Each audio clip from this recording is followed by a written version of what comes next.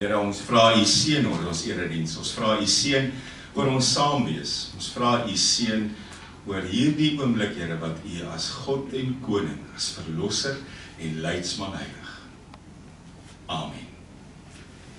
Die gedeelte wat ons vandag saam lees, ons gaan stop weer by Joshua 7 en ons begin vandag waar ons laas opgehou het. Ons, die afgelope paar weke, dit was 'n lekker reis, om saam met julle te onderneem. Ons het gekyk hoe die ouens die nuwe land inneem, hoe die dinge gebeur. Ons lees altyd van die volk in die woestyn, maar daar het kosbare goed gebeur, toe hulle die beloofde land inneem. Ons lees Joshua 7, die 2020 vertaling in my Bybel, op bladsy 222 van die Ou Testament. Bladsy 222 van die Ou Testament. Ons lees Joshua 7 vanaf vers 10, en dan tot en met vers 15 en dan weer van vers 19 tot die uiteinde van die hoofstuk. En dan gaan ons ook hier teen die einde van die preek verwys na Joshua 8, maar net 'n verwysing. Ek lees Joshua 7 vanaf vers 10. Die Here het Joshua geantwoord: "Staan op. Waarom lê jy nou op jou gesig? Israel het gesondig. Hulle het my verbond wat ek hulle beveel het, oortree. As ook van die bangoed geneem, dit gesteel en daaroor gelieg, en dit boonop by hulle goed gevoeg. Die Israeliete sal nie kan staan hou voor hulle vyande nie. Hulle moet voor hulle vyande vlug, omdat hulle self bangoed geword het. Ek sal nie meer met julle wees nie, tensy julle die bangoed tussen julle uitjaag. Staan op. Heilig die volk en sê, heilig julle self teen môre. Want so die Here, die God van Israel, gesê, bangoed is in jou midde, Israel. Jy sal nie stand hou voor jou vyand nie, totdat julle die bangoed uit julle midde verwyder het.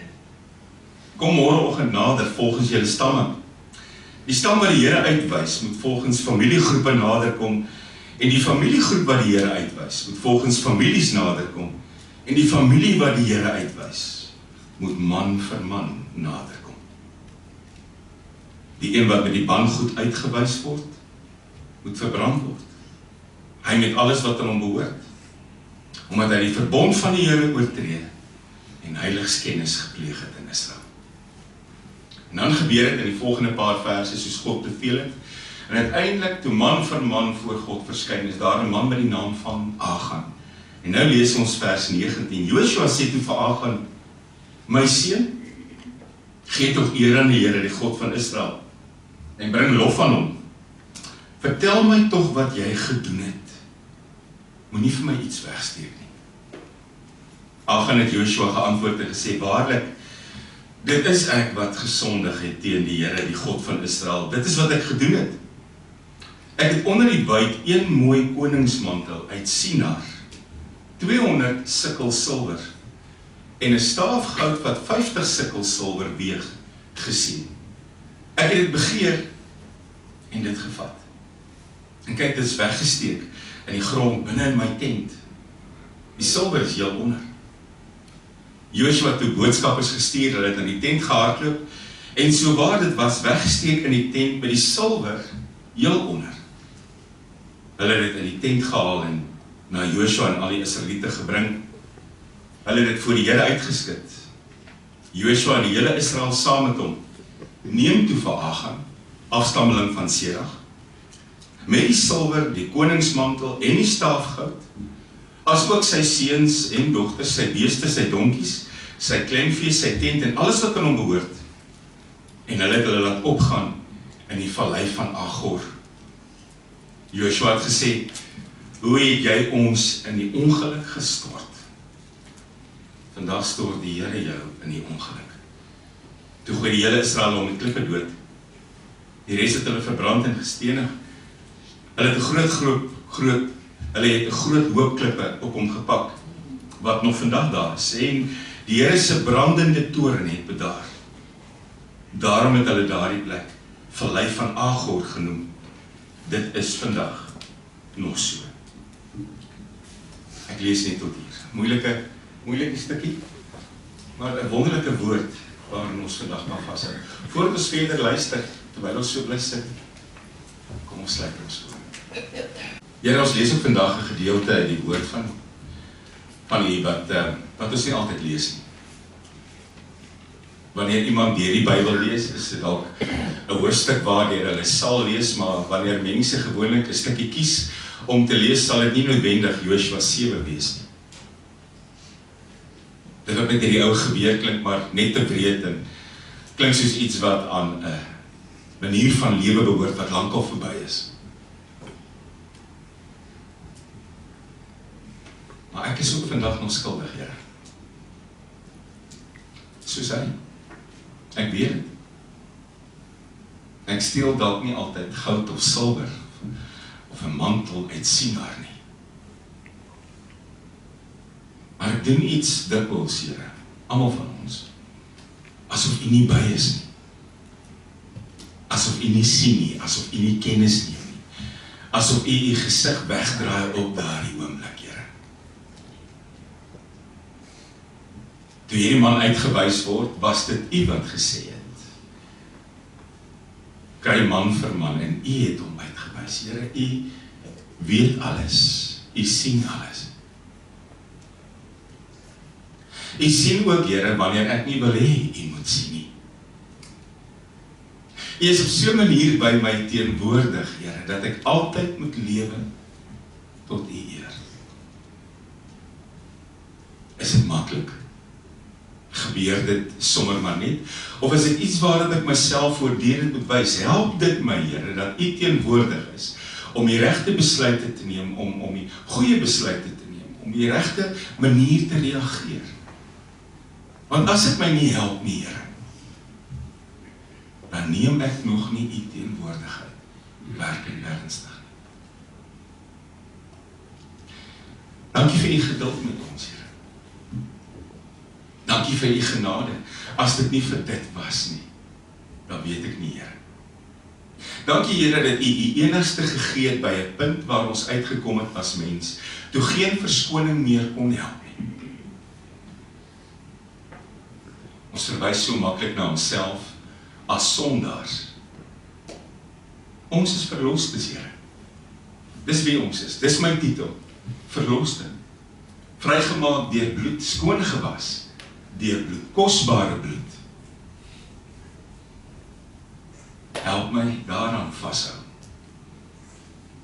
As ek besluite moet neem, as ek op iets moet reageer, as ek moet optree soos wat U optree. Help my om te onthou dat ek 'n verloste is. Dankie dat ons môre ook vir mekaar kan bid. Dankie dat ons vir ons kinders kon bid vir 'n week wat verby is, die eerste week in die skool. Dankie dat ons 'n week kon terugstuur, kan toerus, nie net met kennis nie, maar met ons liefde en met ons vrede. Dankie vir die voorreg om U as 'n gemeente te kan dien. Amen. God op pad is 'n mens baie keer blootgestel aan die leerskool van die lewe. En as jy saam met God op pad is daar nog ander lesse om te leer as wat ouens leer wat God nie wil ken nie. Na 400 jaar van slawe wees, word 'n volk uit Egipte uitgehaal. Na 'n paar dae moes hulle beloofde land binne gaan. En toe hulle by die rivier kom om in die beloofde land binne te gaan, was daar te veel vrees en hulle het gekies om dit nie te doen nie. En dit God die volgende 40 jaar gebruik om hulle te leer. Hulle moes leer om na hom te luister. Hulle moes leer om sy stem te hoor. Hulle moes leer om hom te vertrou, 'n groot een. Hulle moes leer om gehoorsaam te wees. Hulle moes leer om dankbaar te wees.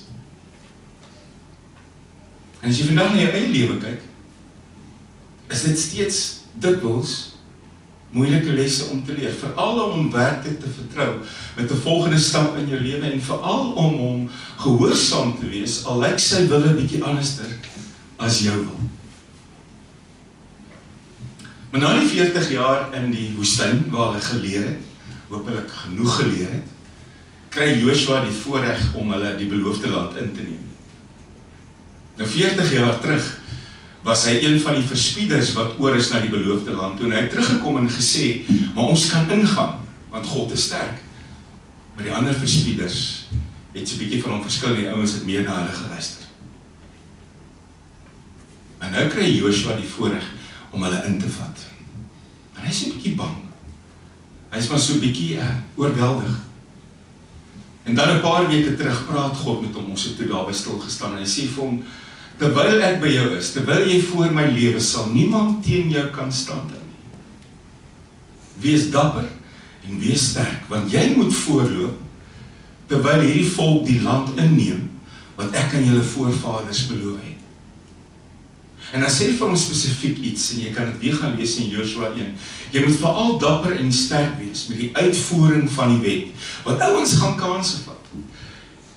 En solank jy nie links of regs afwyk nie, sal dit voorspoedig gaan met jou. Voorspoedig het dit gegaan. Hulle is deur 'n vloedrivier. God het hulle bewaar. Hulle het die eerste plek wat hulle moes oorwin het 14 meter hoë mure gehad. Jericho, ons almal ken vir Jericho. Hulle het om die plek gemasseer en die goed het ineengetuimel. Al wat hulle moes doen is om nie 'n been te breek terwyl hulle oor die mure klim om die stad in te neem. Alles het perfek gegaan, mooi geloop. Hoekom? Want daar was 'n patroon. God praat, Israel luister. God sê, Israel gehoorsaam. En dan kom hulle by die plek wat God eeue terug aan hulle voorvaders beloof het. Hoe ver terug? 700 jaar terug. Op hierdie oomblik met Joshua gaan 700 jaar terug en jy kom by Abraham uit in Genesis 12, wat op 75-jarige ouderdom uit Haran uittrek, en dan sê God vir hom as hy hier kom tussen Bethel en Ai. Klink bekende name, Ai, Bethel. Sê God vir Abraham, hierdie plek gee ek aan jou nageslag. 700 jaar later. En hier is die nageslag. Maar toe het ons verlede week gesien, nadat hulle deur Jericho is, en Jericho se mure omgeval, toe kom Ai. En ewe skielik loop dinge 'n bietjie skeef. En ewe skielik kom jy agter, jy hoor nie dat Joshua vir God vra nie. Jy hoor God nie praat nie. Joshua maak 'n keuse. Want die vorige hoofstuk eindig met Joshua wie se naam roemryk geword het. En jy kom agter Jesus skouspelagtige selfvertroue wat hier binne inskiet. En dan hoe lees jy, en ons het dit verlede week gehoor, Joshua wat besluit neem. Joshua stuur verkenners na Ai toe. Die ouens kom terug en sê, die ouetjies in Ai is niks op vergelyking met Jericho. Stuur nie die volle weermag nie, stuur so 2-3 en ons speel met hulle klaar. En dan loop dinge lelik skeef. Ai het toe nou meer mense as wat hierdie spul gedink het. En hulle word terugverjaag en 36 van hulle verloor hulle lewens terwyl hulle die hele stryd verloor. Hoekom? Want twee goed het nie gebeur nie. Eerstens het Joshua nie vir God geraadpleeg nie. Eerstens het Joshua sy eie kop gevolg. Eerstens kon jy agterkom, God het nie gepraat en Joshua het geluister en Israel het dit uitgevoer nie. Daar is heeltemal weg. En 'n tweede ding wat gebeur het, en 'n mens kom ek nie agter totdat jy daarop fokus nie. Joshua het ook nie klaargemaak wat in Jericho gebeur het. Die oorwinning in Jericho was nie afgehandel nie. Want God het vir Joshua gevra, kyk veral dat die wet nagekom word. Wees dapper en sterk met die uitvoering van die wet. Moenie links of regs afwyk nie en dit sal voorspoedig gaan met jou. Want Jericho het 'n geheim gehad. Terwyl Jericho se mure omgeval het en dit 'n groot seëgetog vir Israel was, het iemand iets gedoen wat hulle nie moes doen nie. 'n man met die naam van Agan. Nou, as jy die naam Achan het, dan het jou ouers jou vernoem na iemand of iets, die naam beteken moeilikheidmaker of lastigvaller. Nou ek dink Achan was nie 'n maklike seentjie nie, want baie keer het 'n kind eers na 'n wyle 'n naam gekry. Jy moes eers jou karakter openbaar, en ek kan net dink, klein Achan was nie maklik nie. Want sy ouers besluit, hierdie kind is Achan, wat beteken moeilikheidmaker of lastigvaller.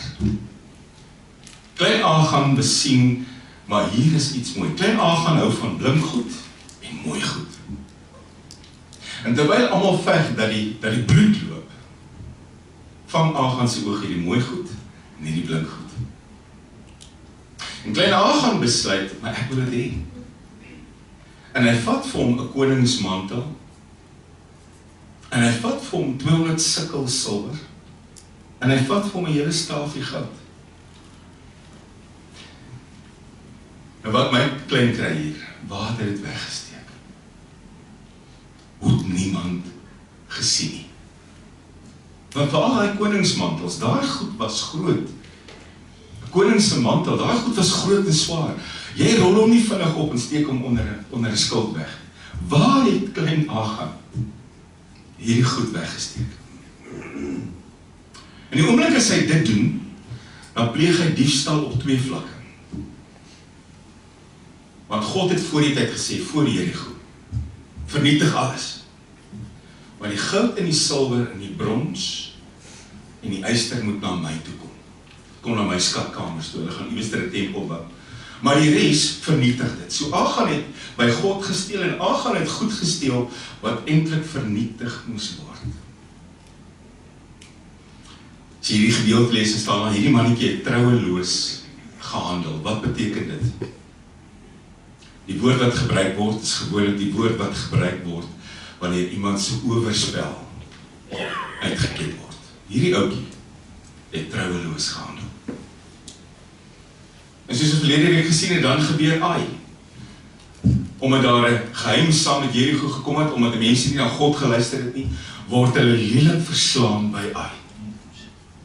As 'n paar mense dood, omdat het my baie mooi was, beskrywend, die soldate se harte het soos water geword.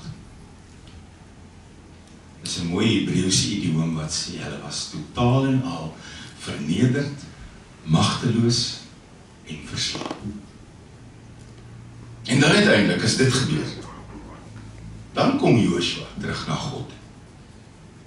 Hy het hom nie geken in beplanning nie, en na Jerigo het hulle nie heeltemal al die drade vasgemaak nie, maar toe hierdie goed nou gebeur, toe hulle lelik bloei, toe kom Joshua terug na God. Toe is die gesiggie teen die grond, voor die ark, saam met die oudstes. Hulle skeer hulle klere, gooi stof op hulle koppe, kruip daar rond soos wurms, gesigte teen die grond.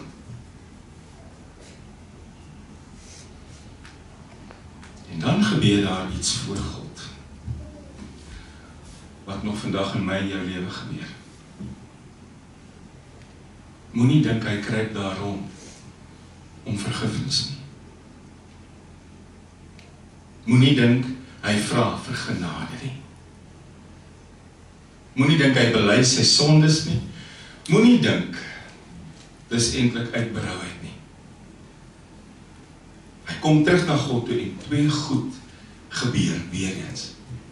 Eerstens verkwalik en verwyd hy vir God. Onthou julle toe die Israeliete in die woestyn swaar gekry het, hulle baie keer vir God verkwalik en gesê, hoekom het U ons hier na toe gebring? U moes ons by die vleispotte van Egipte gelos het. Hoekom kry ons so swaar? U moes ons as slawe in Egipte mag gelos het. Nou raai wat doen Joshua? Hy gebruik dieselfde woorde in verskillende plekke. Hy sê, U moes ons in die woestyn gelos het. Hoekom het U ons oor die Jordaan laat kom? Die laaste plek waar jy eintlik iemand moet verwyd. Die laaste plek waar jy iemand moet verkwalik. En dan doen hy 'n tweede ding. Hy probeer manipuleer. Hy sê, hoor hier, Here, wat gaan die mense sê? Jy moet 'n verandering bring. Want ons naam is nou daarmee heen. Niemand gaan nou meer vir ons sê, ons is hier die magtige volk, nie, gaan ons uitklaar. En ons dink nie net in ons naam nie. Wat gaan hulle oor u sê? Wat gaan die mense oor u groote naam sê? Dis 'n baie bekende gedeelte hierdie, is dit nie? Maar baie keer nadat dinge anderster geloop het, as wat ons nog gehad het moet loop, eindig ons voor God en ons doen presies dieselfde. Ons verwyd, ons verkwalik. Ons probeer manipuleer. Hierdie toneel laat my besef, God is baie genadig. As jy ooit met iemand te doen kry wat sê God is wreed, of God is moedwillig, of God is afwesig, of God gee nie om nie, bring hom na hierdie toneel toe. Sê vir hom gaan lees Joshua 7.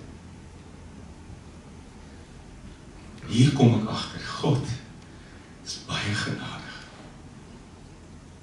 baie geduldig,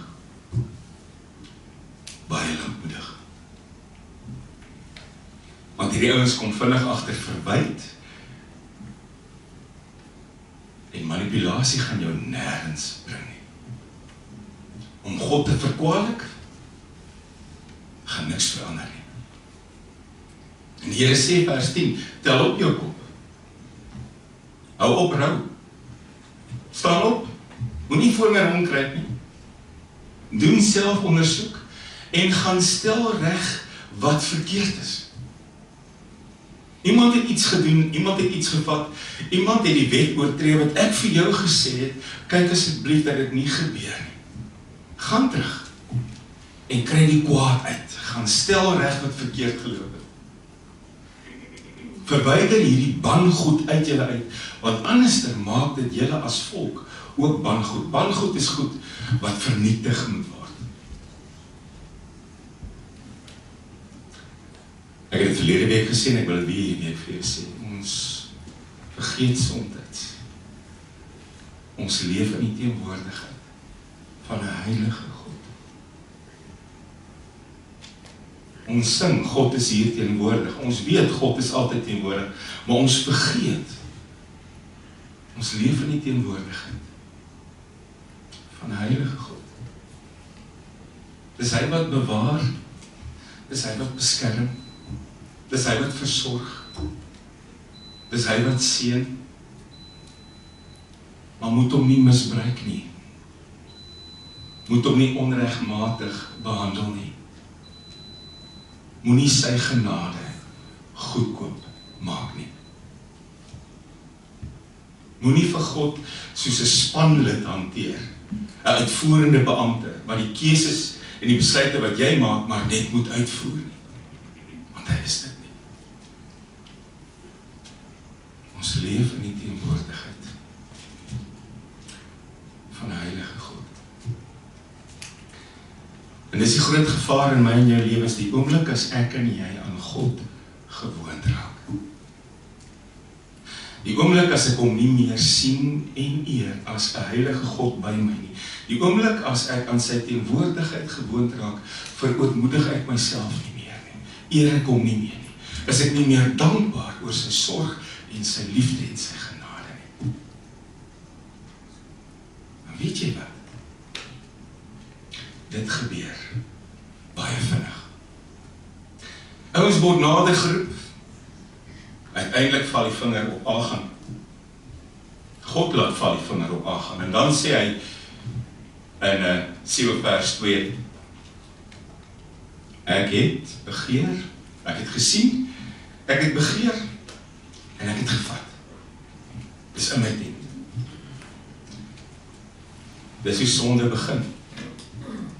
En ek wil jy kan hom naspoor, jy kan hierdie stappe volg, dis hoe baie goed begin.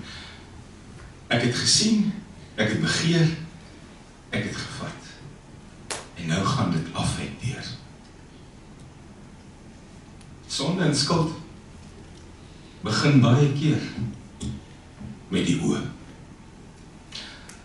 Daai mantel was net te mooi. En daai silwer was net te kosbaar. En daai goud was net te blink. Dis nie myne nie. Maar ek sien dit. En dan begeer ek dit. Dis die volgende stap. Wat gebeur as jy iets sien en dit slaat oor na begeerte toe? Jy sien al hoe hierdie ding jou lewe gaan verander. Dit slaan om na begeerte. Jou omstandighede gaan verander. Jy gaan iets hê wat jy nog altyd wou gehad het. Ek het dit al tevore gesê. En dis hoekom dit so sterk weet, is die oomblik, as jy iets begeer, dan is jou fokus volledig daar. Dan is dit maklik om ondankbaar te raak oor die dinge wat jy het, want jy begeer die dinge wat jy nog nie het nie. Wil jy ondankbaar raak oor alles wat jy het? Gaan gerus voort. Gaan begeer iets. Jy gaan sien, dit verander jou hele lewe. Jy raak onver genoeg, jy raak ondankbaar, jy raak kort van draad, want jy het nog nie dit nie. Ek het gesien, ek het begeer, en toe het ek gevat, sê hy. Dit is nie myne nie. Ek het dit toegeëien. Ek het oorgegaan in aksie. Ek het gevat wat aan God behoort, ek het gevat wat vernietig moet word, ek het gaan wegsteek in my tent. Gesien, begeer, gevat, affekteer. Dis die vierde. Want wat jou gedoen het, affekteer nie jouself nie. Affekteer die mense om jou. Affekteer jou hele volk. Hulle gaan onder. Hulle dra God se wraak en God se toorn. Daar is hierdie kosbare psalm, ken jy dit? Is seker my gunsteling psalm, Psalm 139. Here, U sien dwars deur my. U ken my. Of ek sit en of ek opstaan, U weet dit. Daar is ook nie 'n woord op my tong nie, of U, Here, weet wat dit gaan wees. Of ek reis en of ek oorbly, U bepaal dit. U omsluit my van alle kante, U neem my in besit. Die wete oorweldig my, dis te hoog vir my begrip. Wanneer het ons begeer dat dit so is? So word Agan uitgesleep Agor vlakte toe. Word 'n moeilike dag vir hom en sy gesin. Agor beteken 'n ongeluk dompel. En dis presies wat Joshua ook sê, jy het hierdie hele volk in ongeluk gedompel, nou gaan jy in ongeluk gedompel word. Hoef nie vir jou te sê wat gebeur het met hom en sy hele nagevolge nie, is moeilik. Die einde van daai dag lê hierdie man onder 'n hoop klippe toegegooi. As jy Joshua 8 lees, dan kom jy agter, hulle is toe weer op pad Ai toe. Hierdie keer is dit anderster. Want hulle luister na God. God sê van die hele weermag. God sê deel in 2. God sê dat 30.000 manne die nag aan die weste kant by mekaar kom. God sê, vat jy 5.000 die volgende dag aan die ooste kant. Lok die ouens uit die stad uit, maak of julle weer weghardloop. En dan kom die ouens uit die weste uit, neem die stad oor en dan draai julle om. Julle maak soos 'n toebroodjie, hulle is die vulsel binne-in. Dit werk toe. Dit werk toe. Maar ek sluit af by die Agor-laagte. Met die toegegooide Agan. Eeuwe later, want hierdie vallei staan toe bekend as die vallei van ellende en oordeel. Eeuwe later sou God aan sy profeet Jesaja sê, Jesaja 65, ek sal weer hierdie plek verander, as 'n plek van veiligheid en vrede waar beeste is. En dan kom 'n profeet, Hosea 2, en God sê, ek sal weer hierdie plek verander, as 'n poort van hoop. dien 'n genadige, geduldige, lankmoedige God. 'n Laaste gedagte. Toe die gebooie verbreek, begeer en toe gesteel. Hoe lyk jou tent vandag? Hoe lyk myne? Wat steek ons weg? Wat steek ons vandag in ons tente weg? Want God sien ons harte, God sien ons tente. Jy hoef nie noodwendig goud of silwer of 'n mantel te steel, om te steel nie. Jy kan iemand se vrede ook steel. Jy kan iemand se hoop steel. Wat steek ons vandag in ons tente weg? Amen. Here, toe Agan vorentoe kom en hy bely, ek het gesien, ek het begeer, ek het gevat.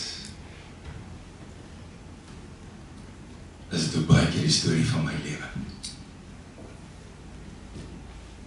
As ek intussen vergeet het, dat U alomteenwoordig is, weet ek het weer vandag.